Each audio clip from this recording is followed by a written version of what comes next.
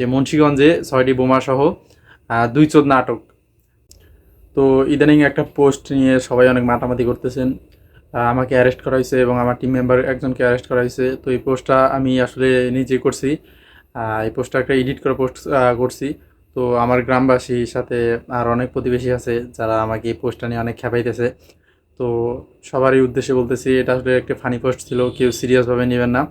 আর এই পোস্ট আপনারা অনেকেই সত্যি মনে করছেন এই বিষয়টা, আসলে কিন্তু এটা সত্যি না। আর আমি আসলে বিনোদন দেওয়ার জন্য এই পোস্টটা করছি। আর এই পোস্টটা আমার গ্রামবাসী থেকে শুরু করে আমার প্রতিবেশী বা আমার টিম মেম্বাররা আরও যারা আছে কয়েকজন কাজ করে, তাদের পিতামাতা, তার বাবা আমার সামনে যে বকা দিছে তারে, ফোনে এমন গালাগালি করছে যা বলার মতো না। তো আসলে তারা সত্যি মনে করে নিয়েছিল। গ্রামগঞ্জের লোক, আপনারা হয়তো বা জানেনই তারা কেমন হয়ে থাকে। তো তারা সত্যি মনে করে নিয়ে তাদের সন্তানকে এমন বকা দিছে। আর পাশের কিছু লোক আছে আমাদের পাশের গ্রামের, তো তারা তার এই পোস্টটা তার বাবারে দেখাইছে। আর তার বাবা আসলে অশিক্ষিত, কোনো কিছু জানে না, বুঝে না। তো যার কারণেই তার এরকম গালিগালাজ করছে। আসলে মূলত এই পোস্টটা কিন্তু ফানি পোস্ট। আর যে পোস্টটা করছি, পোস্টটার টাইটেলে কিন্তু লেখা আছে যে মুন্সিগঞ্জে 6টি বোমাসহ 2 চোদনা আটক। তা এটা যদি সত্যি হইতো তাহলে কি চোদনা কেউ বলতো? আপনারাই বলেন।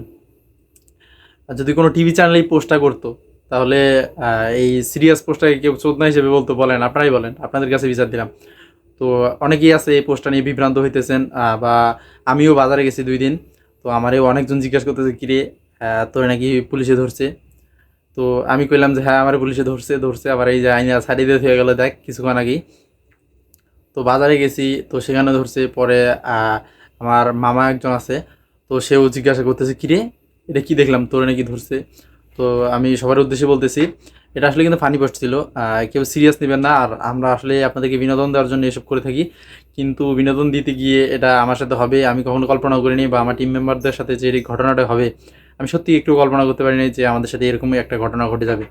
কেউ সিরিয়াসলি নেবেন না, এসব আসলে আমি আপনাদেরকে বিনোদন দেওয়ার জন্য করি। আর কেউ এটা সত্যি মনে করবেন না। আর আমার টিম মেম্বার যারা আছে তাদেরকে কেউ খারাপ চোখে দেখবেন না।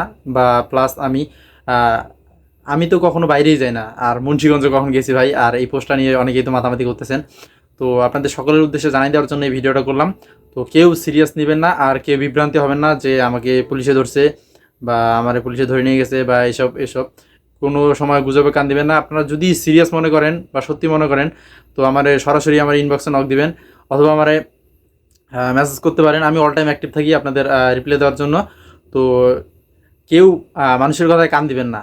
মানুষ কি বললো তাতে কান না দিয়া কি সত্যি আগে যাচাই করেন, তারপর মানুষের বিষয়ে মন্তব্য করেন। তো ভালো থাকেন সবাই, সুস্থ থাকেন। আল্লাহ হাফেজ। দেখা হবে পরবর্তী কোনো ভিডিও, পরবর্তী কোনো লাইভে। আল্লাহ হাফেজ।